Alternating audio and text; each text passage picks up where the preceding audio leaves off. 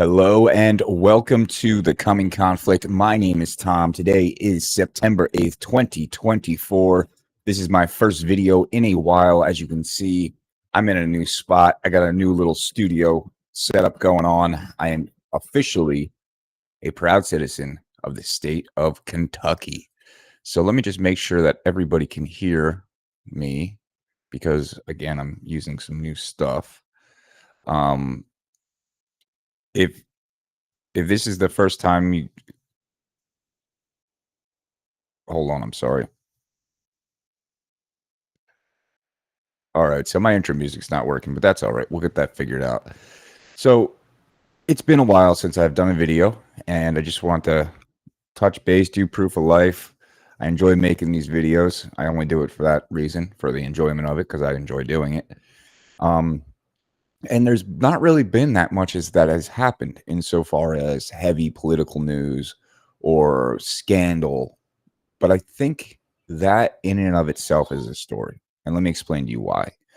People are distracted. I mean, they are really distracted. We got this. I'll just bring up some stories as we go along just to illustrate my point. We got this right here. Bolsonaro leads massive free speech protests in Brazil after Supreme Court bans X. You know, I think it's a little too late for this. It's way too late for this. The Supreme Court has already banned X. Okay, Bolsonaro, the last time he started doing these types of protests and rallies, I think he got stabbed. You know, they tried to throw him in prison. So it's a little too late for that. GOP PAC is running ads in Muslim-heavy Michigan, lauding Harris for Israel support. Okay, that's a cute little electioneering game. It's a cute little game to get the Muslims to turn on Harris. But I don't think that the GOP and Trump are playing the same game that the Democrats are. I think the Democrats are doing what they did in 2020. They're doing this basement campaign. They're so confident in their machine that they're not even campaigning, which scares me. So that because I think the Democrats are so confident that they're going to win or that they're going to lose, that it's just there's no, how can I say this? It's inevitable. Whatever plan they have, they feel is inevitable, which scares me. And while people are distracted with free speech and X, and we'll go over here, this drives me nuts. Rescue the Republic announces RFK Jr. as feature speaker at a historic event in Washington, D.C. A historic event. We got Russell Brand, Brett Weinstein, RFK Jr., and Tulsi Gabbard. These are a bunch of lefties. And I understand that we got to do like big tent when it comes to just traditional politics, but this isn't traditional politics anymore. These are wealthy, famous people. They are the elite. They have always been the elite. Okay? They have no connection to the rest of us, and they want to get on stage and talk about protecting the republic. It is disgusting. It's disgusting. RFK Jr. was working with a spook. What was her name? Amaryllis Fox, his daughter-in-law that was running his campaign. Russell Brand is doing these. What is the app? It's a prayer app, a big prayer app, like freaking super mainstream, like Abrahamic religion prayer app. He's doing ads for them. Tulsi Gabbard, people like her. I don't trust her. She has flip-flopped and flip-flopped and flip-flopped. And Weinstein, I mean, again, he says some good things, but it was only after COVID. He's still a lefty.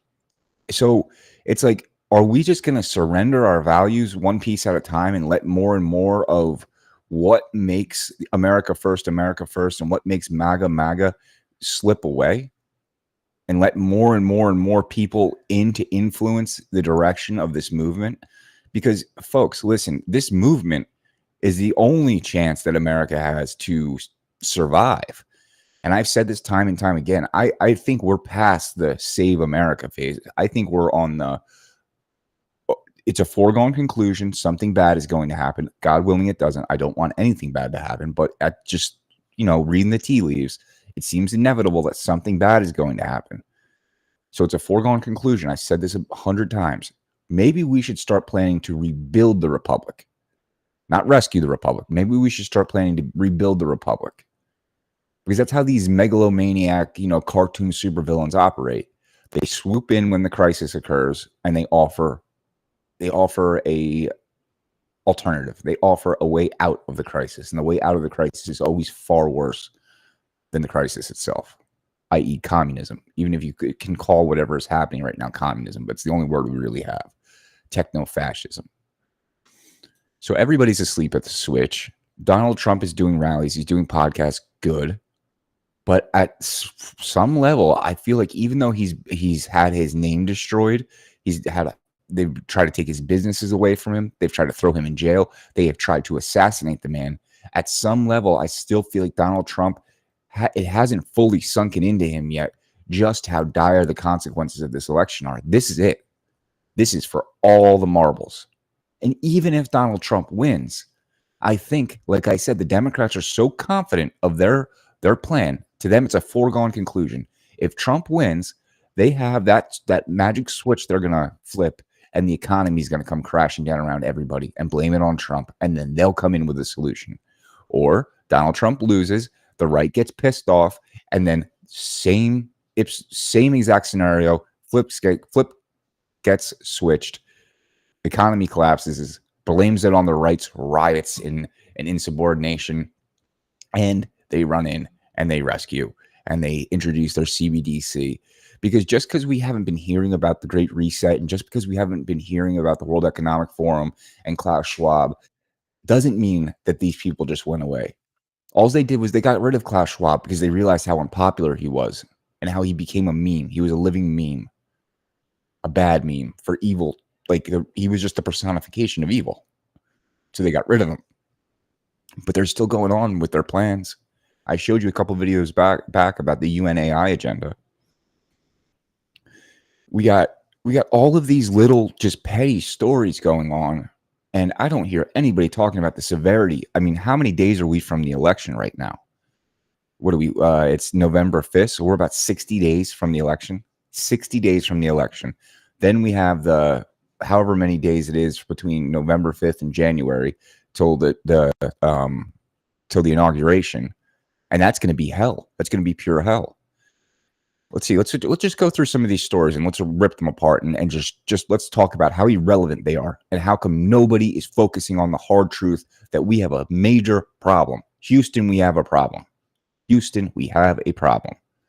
MSNBC trashes Elon Musk, urges collective action to get people to stop using Twitter X.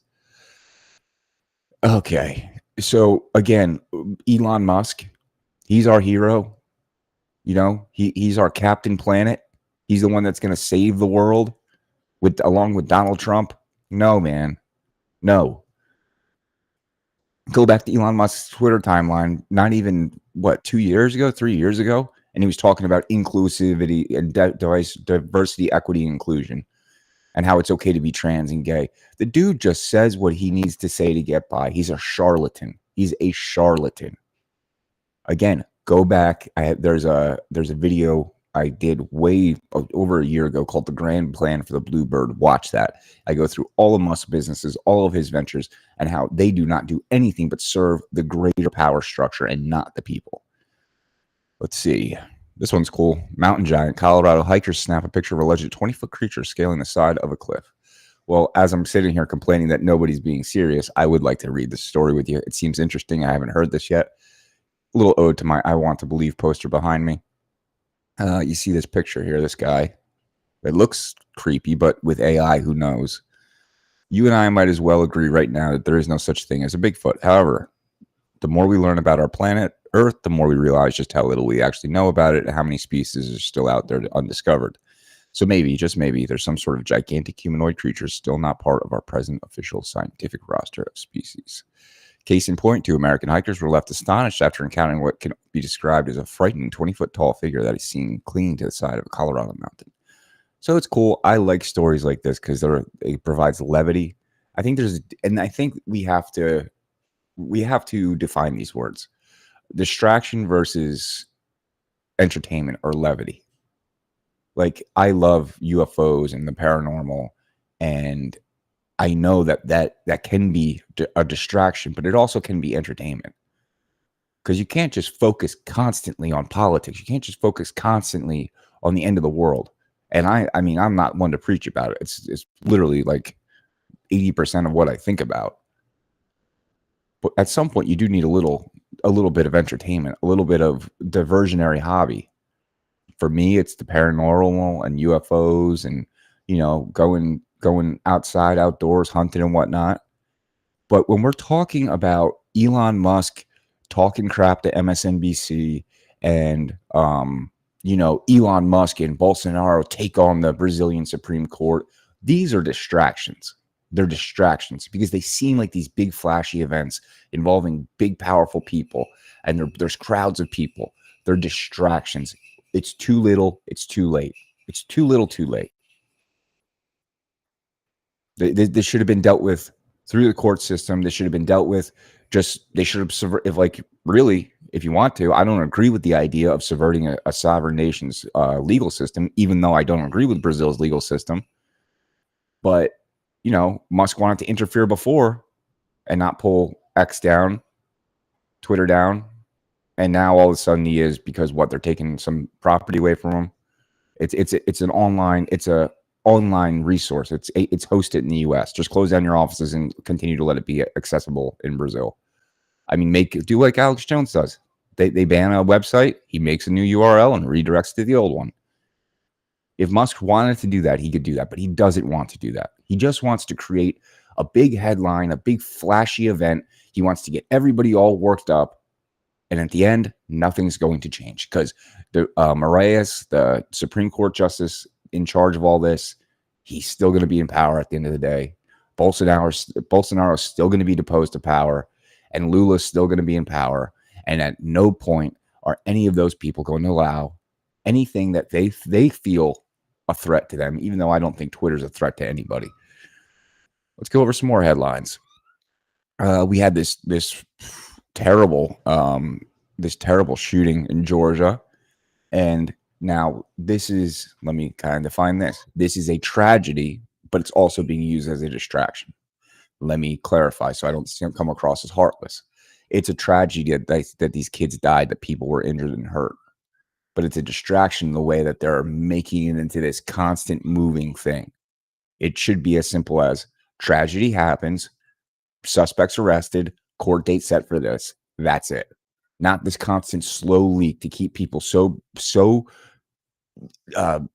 obsessed with it, and then boost the narrative that we need gun control. And speaking of gun control and me moving to Kentucky, I just saw a story about a manhunt in Kentucky for a gunman who opened fire on I-75. I can't find it now. And Andy Bashir, oh, here we go. Breaking update. Manhunt underway.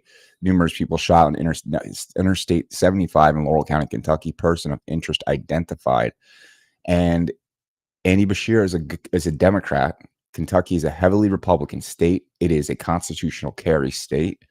You can open carry, you can conceal carry. You don't need any permit. As long as you're legally allowed to own a firearm, you're good to go.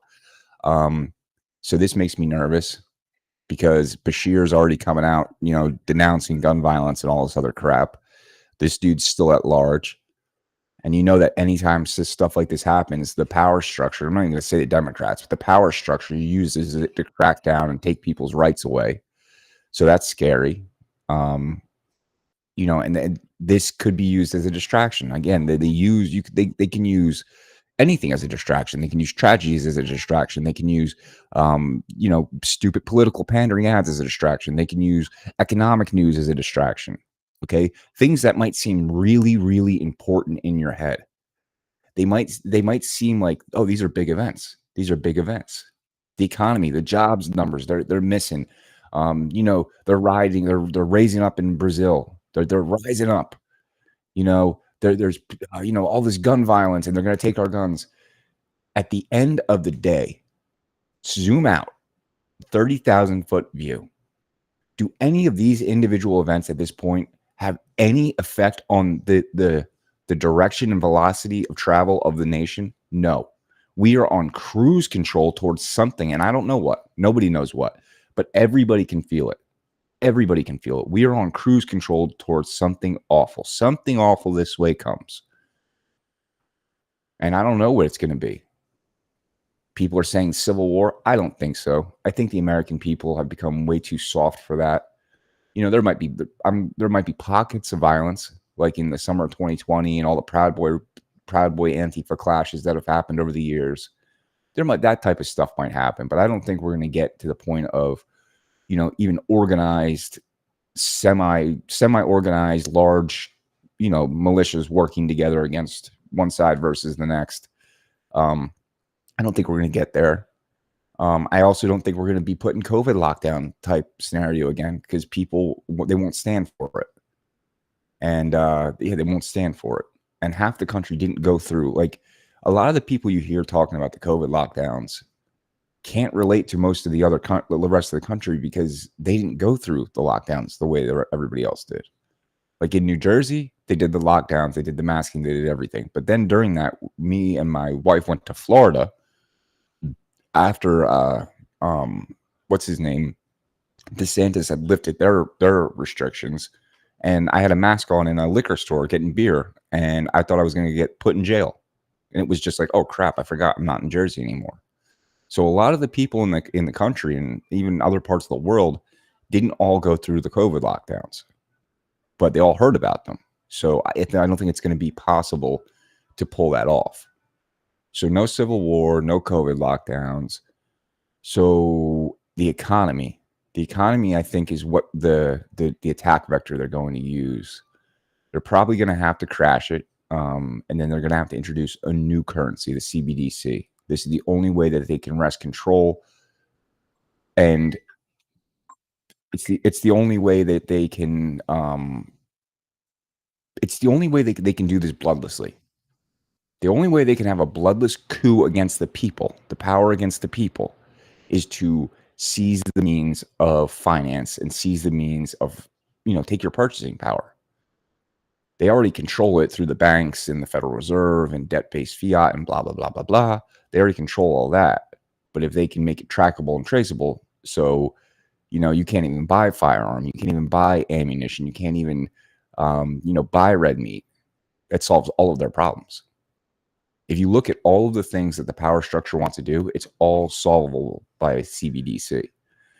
And I think that's what they're going to do. How they get there, I don't know, but they're going to have to let the economy crash. There's going to have to be pain. There's going to have to be pain. There's going to, like, economic pain. I mean, people are going to have to get unemployed. People are going to have to go hungry. People are going to have to be desperate until they can come out and they can say, hey, well, we have this idea. Trump has already pledged no CBDC. And I think the people around Trump, even the ones that I don't like RFK and Tulsi and Weinstein and whatnot, even they are against the CBDC. So that's good. However, that doesn't mean the Federal Reserve can't somehow do it, because the Federal Reserve is the one that issues our money now, not the Treasury. So I don't know. It's a big, complicated mess. How they pull it off, how they do it, I'm unsure. But it is coming. It is absolutely coming. And I think people need to get focused, because, like I said, we are about 60 days out from this election.